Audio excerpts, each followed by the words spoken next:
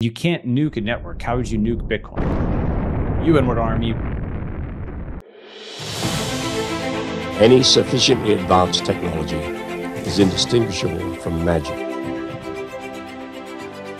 What are the risks inherent in a network state? Not just the upside, which you've categorized so nicely in the book. Sure. I mean, what most people will come to, what most will say is, oh my God, you're so unrealistic. It's never going to work, et cetera, et cetera. And they'll say, oh, in particular, what people always come back to is use of force. You and what army? Where's the military? You don't have nukes, blah, blah. And, there's a long and short answer to that. Go ahead, what? No, I'm just laughing. You don't have nukes. So that would be a good thing. And nowadays, right? Yeah. Well, the thing is, it's basically something where they're just sort of reacting at the surface level on something. If the reason the internet was invented in part, like DARPA funded it for something that was nuclear conflict, right?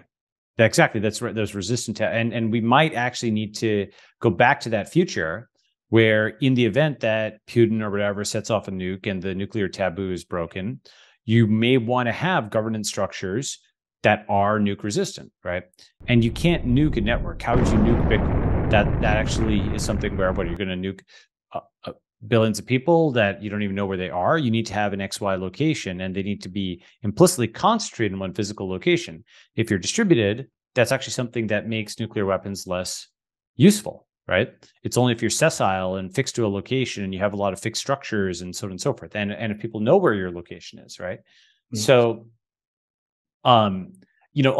there's a lot of things where folks haven't really thought about just like we talked about earlier, the cloud geography versus land geography. People have not thought about what actually security looks like in an environment where people are highly mobile, where capital is mobile, where you can encrypt things, where you can distribute and decentralize things. It's not to say that force goes away, but force looks a lot more like drones than nukes, and a lot more like, special ops than huge armies, right?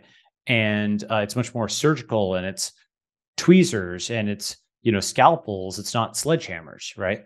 And so they haven't thought about what force looks like in a network world. That's not to say that no sledgehammers exist. There's still obviously huge sledgehammers being deployed in Ukraine and back and forth. But a lot of that is actually also still cloud war. It's also network war. Ukraine wouldn't be where it is without being able to wage a really effective cloud war against, Russia's traditional kind of land war. So I think, you asked what the downsides are. That's one downside is just that I think, which is not exactly what you're asking, but one downside is folks will try to map this to the things that they've already seen without thinking about how technology has changed things. It's a little bit like cryptocurrency, a lot like cryptocurrency, where it would, some people get it right away, and for some people they just have to kind of see it working for a while. So one downside is you just have to make it work before people believe it, but that's fine. The critical thing is for something like this, you don't have to convince everybody. You just have to convince enough people that you can get a small percent. Only a small percentage of people, for example, move to the US. That changed the world. You didn't get the majority of people to move to the US. You didn't even get 10% of the world to move to the US. Only 4% of the world is in the US. And many of those were born from folks who moved there, right? So a tiny percentage moving to the frontier can change everything. Mm-hmm. So in a sense, the quote lack of majority appeal or what have you, is it bad? It's actually good in some ways.